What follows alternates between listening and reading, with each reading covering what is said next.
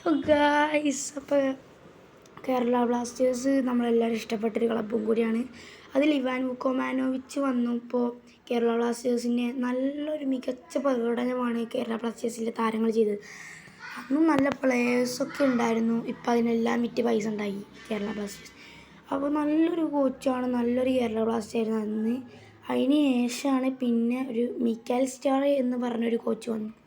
കേരള ബ്ലാസ്റ്റേഴ്സിന് പറഞ്ഞിടത്തോളം ആ സീസണിൽ ഏറ്റവും കൂടുതലും തോൽവികൾ വന്നിട്ടുള്ളൊരു സീസണും കൂടിയാണ്. കൂടാതെ തന്നെ നല്ലൊരു കണ്ണെടുത്തോളം അധികം നല്ലതൊന്നുമല്ല, അങ്ങനെ തന്നെ പറയാം. അത് കഴിഞ്ഞിട്ടാണ് ഡേവിഡ് കെറ്റല എന്ന് പറഞ്ഞൊരു ഇത് വന്നു കോച്ച്.